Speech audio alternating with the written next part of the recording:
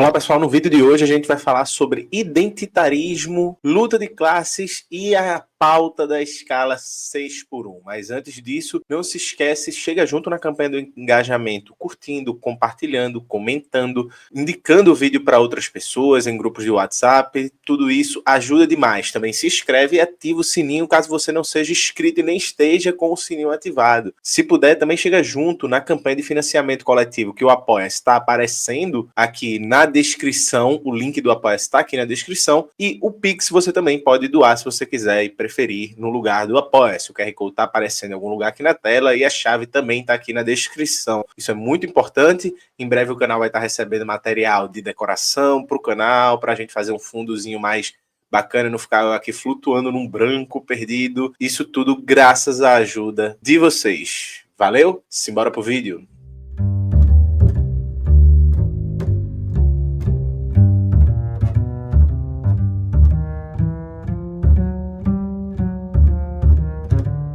Bem, antes de mais nada, eu queria pedir desculpa, minha voz está um pouco estranha, eu tô com a garganta bastante inflamada, tô com bastante coriza, ou seja, tô remoso, né? Tô com uma crisezinha de garganta com sinusite, possivelmente alterou um pouco minha voz, possivelmente eu não tô com a mesma capacidade de falar, por isso, inclusive, que eu tô com o microfone aqui bem próximo para poder ver se compensa um pouco, beleza? No vídeo de hoje a gente vai falar sobre a questão da pauta do momento, que é o fim da escala 6x1, pauta essa que já teve protestos, ao meu ver, com sucesso, ainda quem, mas com sucesso, para uma esquerda que está há tanto tempo desmobilizada, há tanto tempo sem pautar nada, há tanto tempo na defensiva, e hoje nós estamos com uma esquerda que, querendo ou não, começou a ir para as ruas, que tem pautado, que tem produzido a pauta, que tem proposto, né, que está sendo propositiva e de uma maneira muito interessante, trazendo de volta a questão do trabalho,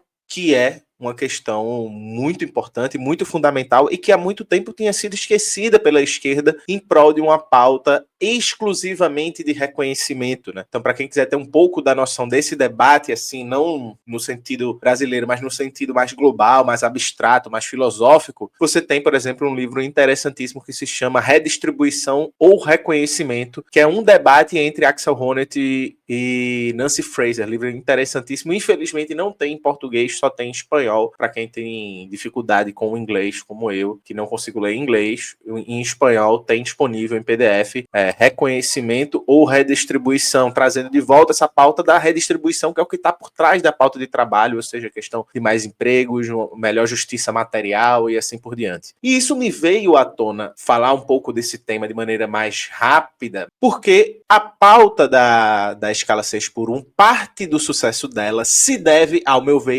e eu já falei um pouco disso no último vídeo sobre a escala 6x1, que deve estar aparecendo o card aqui em algum lugar na tela, que a pauta 6x1, ela tem como característica um caráter universalista, ou seja, ela consegue, ao se pautar o fim de uma jornada de trabalho tão extenuante que acarreta problemas de saúde física, e isso, por exemplo, há pesquisas que mostram, principalmente, acho que eu acompanhei mais, né, as pesquisas que eu acompanhei mais, por exemplo, nas trabalhadoras e trabalhadores do telemarketing, muitos têm problema de infecção urinária, problema na bexiga, porque não pode parar o seu trabalho, porque tem uma carga de horário muito extenuante e que, além disso, é submetido a um conjunto de regras e de metas que fazem com que a pessoa não consiga estar fora desse processo de produção do trabalho, mesmo no seu intervalo, mesmo no seu horário de trabalho normal. Então você tem um processo de alívio com o fim da jornada 6x1, não total, mas algum alívio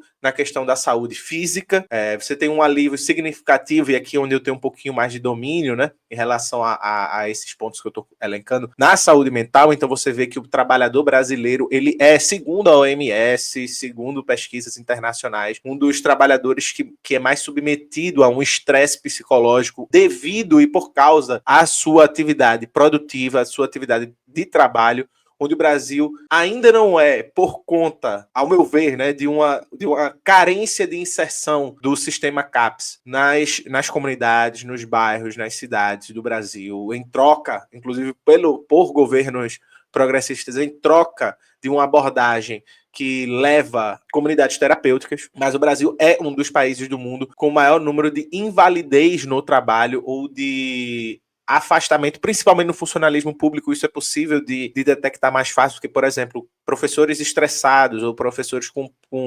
invalidez de não conseguir trabalhar, eles geralmente são mandados para a biblioteca, para uma atividade de secretaria, alguma outra coisa, e há diversas outras atividades do funcionalismo público que isso acontece. Então você tem um referencial em relação à saúde mental, então você tem uma saúde mental muito deteriorada desses trabalhadores, trabalhadoras, não só do funcionalismo público, mas principalmente desses trabalhadores também do mercado privado, que tem uma dificuldade maior de uma medição, mas também há, segundo esses relatórios, segundo esses números da Organização Mundial de Saúde, do relatório de saúde mental, o último que aconteceu, vocês podem baixar também. Um outro ponto fundamental é o ponto do bem-estar individual, né? Ou seja, a pessoa que está ali submetida a uma escala 6x1 é uma pessoa que não tem condições de cuidar da própria vida, cuidar da própria saúde, cuidar da própria família, cuidar do seu lazer, cuidar de uma alimentação melhor, de fazer exercício, de se capacitar, inclusive, e assim por diante. Ou seja, viver a vida, ter um espaço de lazer, ter um espaço para resolver seus problemas que não são ligados exclusivamente aos problemas do trabalho. Ou seja, você ter um acréscimo de tempo, e tempo é vida. Ou seja, você ter tempo é tempo para viver. Se todo o seu tempo é preenchido pelo trabalho, você não vive, trabalha apenas. E isso é quase que uma escravidão porcamente remunerada, podemos dizer assim, no caso do Brasil. E um último ponto fundamental é uma oportunidade que a esquerda tem de capturar a pauta da família da direita. Enquanto a direita tem monopolizado o debate sobre a família, principalmente pela via do debate moral, a gente consegue trazer com a escala 6x1, com o fim da escala 6x1, a oportunidade de disputar a pauta da família e o melhor de tudo, não por uma via moral, mas por uma via concreta. Ou seja, você vê diversas pessoas, o seguidor meu que está fazendo aí uma pesquisa antropológica nos comentários e etc. da internet, da vida nas páginas de direita e de extrema-direita, apontando que muitas pessoas são a favor da redução da jornada de trabalho e do fim da escala 6x1, e muito desses argumentos é que realmente a pessoa não tem oportunidade de ficar com a família, de ir para uma igreja, de fazer outras coisas que não sejam o mundo do trabalho, por conta dessa extenuante jornada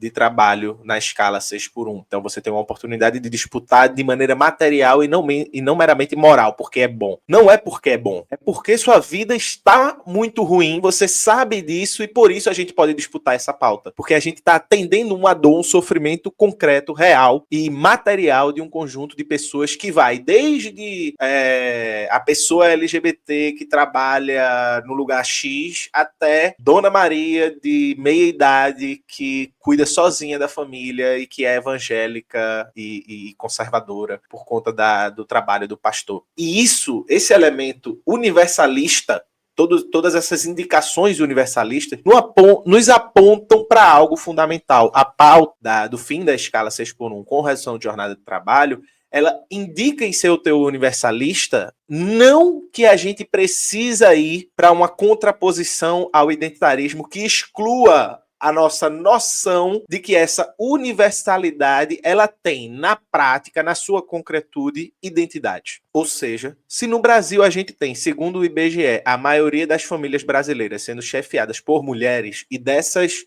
mulheres, a maioria negra, ao você reduzir a jornada de trabalho e reduzir a jornada, a escala de trabalho de 6x1 para 4x3, como está sendo proposto, você cria um bem-estar que, apesar de transcender ao grupo sociológico específico, mulheres negras, ou melhor, pessoas negras, porque também muitos homens negros estão submetidos a essa escala, para a gente generalizar um pouco mais. Ao reduzir, ao sair desse campo, desse grupo sociológico, que são mulheres e homens negros, você também vai estar tocando pessoas brancas empobrecidas, brancos pobres que moram em comunidades. Você vai estar tocando pessoas LGBTs, muitas vezes esses perfis se cruzam. Homens héteros, brancos, que são pobres e trabalham na escala 6x1. Você consegue produzir um transbordamento em relação a um grupo específico, ainda que atenda frontalmente os interesses desses grupos específicos, não se reduz a ele. E aí você consegue fazer as duas coisas ao mesmo tempo. Você consegue tanto lidar com o aspecto de reconhecimento, porque essas pessoas estão subordinadas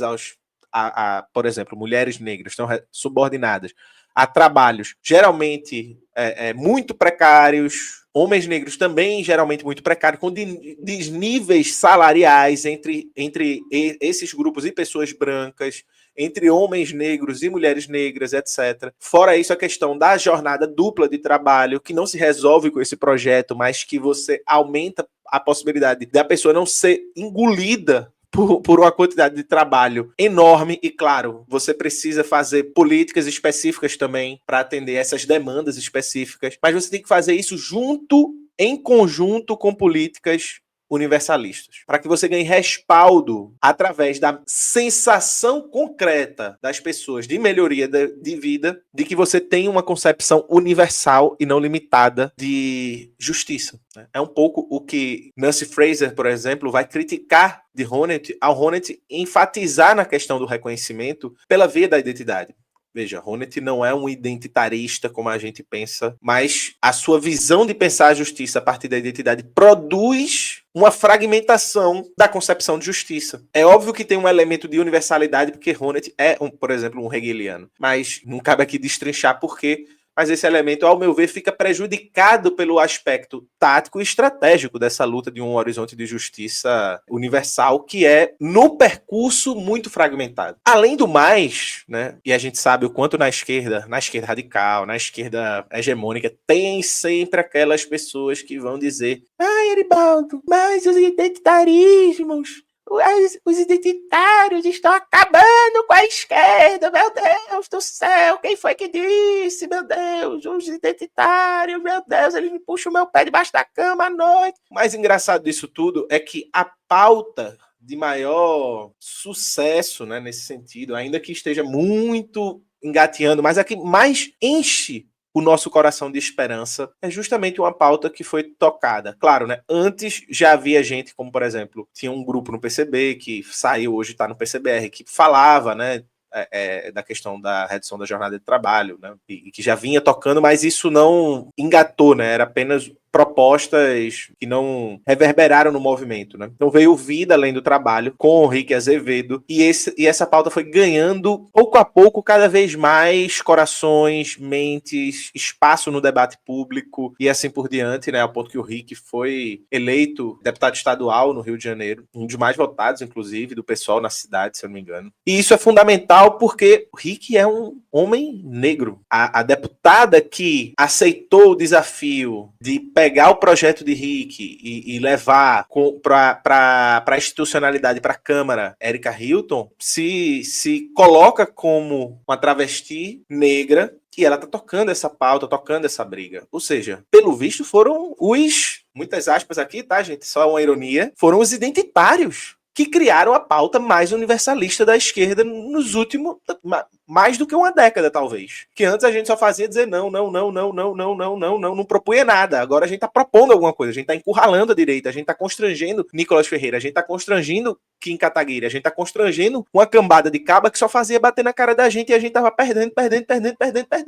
E isso acontece justamente por conta da esperteza do projeto. Não foram essa galera que ficava de bucho cheio, em meio à estante de livro, não sei o que, coisa desse tipo, ou desses clichês de ficar dando alfinetadinha, de chamando de intelectual, porque eu estudo, né? Enfim, eu estudo, pesquisa, é isso aí. Mas eu não fico falando besteira de identitarismo, né? Não fico usando qualquer coisa como desculpa para o fracasso da esquerda. O fracasso da esquerda tem muitas perspectivas, mas não necessariamente o identitarismo, né? O identitarismo é um problema, e a gente vai falar sobre identitarismo. Teve um curso agora que tá rolando com o Gustavo, onde a gente tá falando sobre isso, mas não é necessariamente os identitários a culpa da esquerda. É uma luta que a gente precisa disputar e oferecer uma gramática na qual essas pessoas que se reconhecem dentro desses grupos se sintam representadas e se sintam passíveis de conquistar melhorias para suas vidas, melhorias materiais. E o que a escala 6x1 faz? Ela impede que o discurso identitário liberal capture esse conjunto de pessoas como as LGBTs, pessoas negras, mulheres negras e assim por diante. Por quê? Porque oferece um projeto que, de fato, concretamente muda a vida das pessoas e, melhor ainda, produz uma diferenciação entre uma esquerda, que é neoliberal e que se silencia diante dessa pauta, entre uma direita, que é incapaz de, quando se fala concretamente, indicar melhorias para a vida dessas pessoas, e, por fim, uma esquerda que, ao se propor universalista, transborda melhorias para todos os grupos de maneira particular. Então, dito isso, para a gente concluir, o que a gente notou é que a pauta universal e que, portanto, toca naquilo que determina toda a nossa existência, independente de sermos homens, mulheres, LGBT, travesti, trans, indígena, pessoas com deficiência, etc, etc, etc, toca a todos, que é a questão da justiça redistributiva, do trabalho, daquilo que nos constitui numa sociedade que nos determina, não para uma determinação que esgota o nosso ser, mas uma determinação que do solo de onde permite eu ser quem eu sou, que é o solo no capitalismo, do trabalho, da produção e etc, etc, etc. E, portanto, o solo onde o conflito maior é o maior nesse solo é o conflito da luta de classes. Isso esgota quem eu sou, esgota os conflitos políticos? Não. Longe disso. Nem esgota, nem por si só ele explica todo o conflito. Mas ele certamente estrutura o todo da minha existência, estrutura o todo do conflito político. E aqui entra essa capacidade que a gente precisa ter de mediação entre essa luta estruturante e as lutas que, a partir dessa estrutura, a complementam, a sobredeterminam. Sobredeterminam o ser, sobredeterminam a política e etc, etc, etc. Nesse sentido, para brincar mais uma vez, precisou os identitários, os grupos identitários, né, as pessoas que pertencem aos grupos identitários, Rick e Erika Hilton, e aí, perdão, Rick e Erika Hilton, pela brincadeira que eu estou fazendo, mas salvar a esquerda da sua paralisia, da sua inércia, para quem sabe, está muito longe, falta muita coisa, pode ser que dê errado, pode ser que dê certo, pode ser que a gente ganhe, pode ser que a gente perca. Isso faz parte da luta, mas nos salvaram pelo menos da desesperança. Hoje, certamente, não só eu, já falei com algumas pessoas que também estavam muito desesperançosas e que hoje temos um pouco mais de esperança. Isso significa que a esquerda ressuscitou? Não, muito longe disso. Mas sabe aquele momento no final do filme que a mocinha tá morto, caído no chão, e aí, antes da câmera acabar, ele faz... E aí, fecha e toca a música do Linkin Park para os próximos capítulos, que como vão ser, não sabemos, mas o dedinho a gente mexeu. E às vezes a gente só precisa dessa gotinha de esperança para, quem sabe, começar. Certamente os problemas da esquerda, de como nós chegamos até aqui, têm que ser arduamente muito analisados, porque a gente ainda está muito aquém do necessário. Mas dito isso, é legal a gente se permitir um pouco de esperança, se permitir um pouco de vislumbrar algo. É isso, não é tudo, não tá longe de ter resolvido, tá longe. O discurso de Erika Hilton é um discurso político, né? Quando eles disseram que a esquerda estava morta, etc, etc, etc. Olha aí, eu sei que é um discurso político e por isso que nem adianta rebater esse tipo de discurso, porque tem um contexto, é claro, a pessoa ali, numa disputa política vai dizer, tá vendo, estamos mortos mesmo, é isso aí, gente, estamos lascados, acabou. Não, né? Um discurso político. Até eu, que sou o maior dos pessimistas, falaria, tá vendo? Aí, morremos não, vamos pra cima e não sei o quê. Mas, se a ação precisa ser otimista dessa forma, a razão precisa ter ponderação. Mas, de toda forma, mais uma vez, é legal sentir um gostinho de algo surgindo. Se vai surgir, se vai se consolidar, se vai ganhar, se vai perder, se vai precisar perder várias batalhas antes de ganhar. A gente não sabe, mas a gente só vai descobrir fazendo. E tem sido legal acompanhar.